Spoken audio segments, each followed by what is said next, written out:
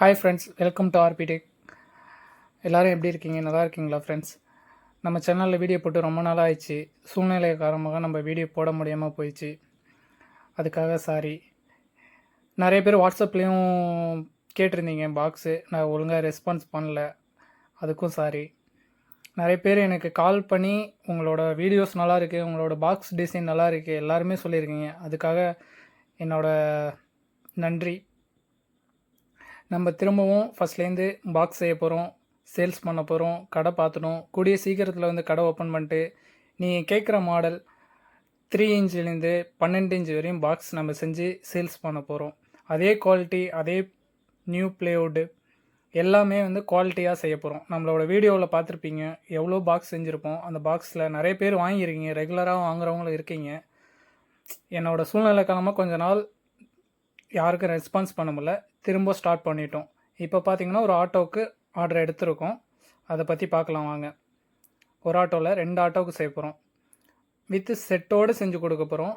12 inch subwoofer support பண்ணுற அளவுக்கு நம்ம இது பண்ணுறோம். மகாராஜா போர்டு, அதுக்கப்புறம் GR 12 to 36 அந்த காம்பினேஷனில் வந்து 2 செட்டு செய்ய போகிறோம். 2 செட்டு செஞ்சு 2 செட்டும் ப்ளஸ் 2 ஆட்டோவுக்கும் பாக்ஸு 2 சைடு 6 இன்ச்சு, சென்டரில் வந்து 12 இன்ச்சு சப்பும் போட்டு நம்ம செய்ய போகிறோம். எப்பொழுதும் போல் ப்ளேவுட்டு வித் மைக்காவோட செய்ய போகிறோம்.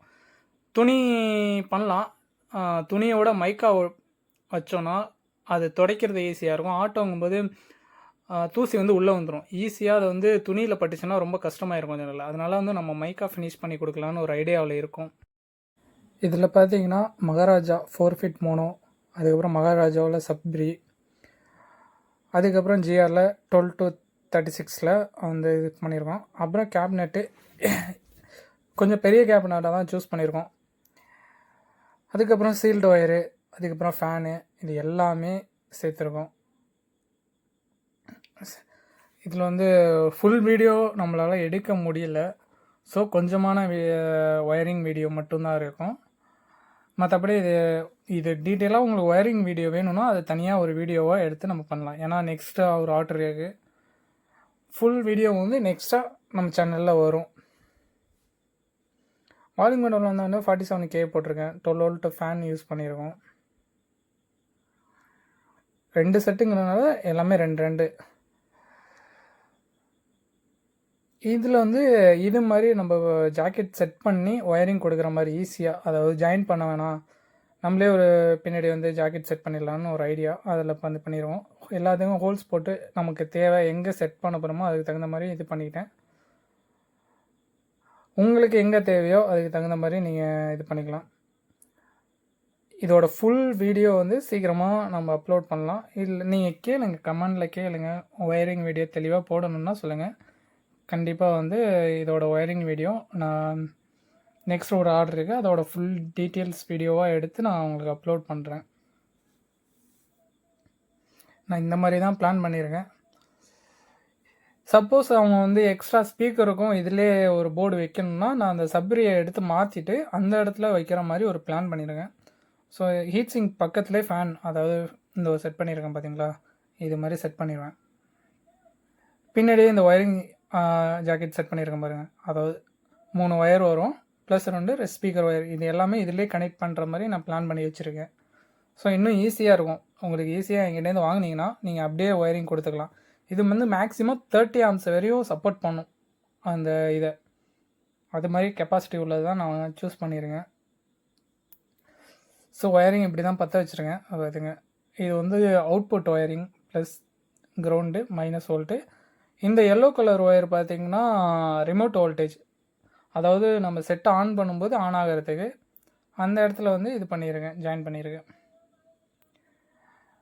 இது இன்புட் வோல்டேஜுக்கு வந்து ஒரு 4 ஸ்கோரம் ஒயர் வந்து யூஸ் பண்ணியிருக்கேன், நல்லா ஹெவியாகவே கொடுத்துருக்கேன்.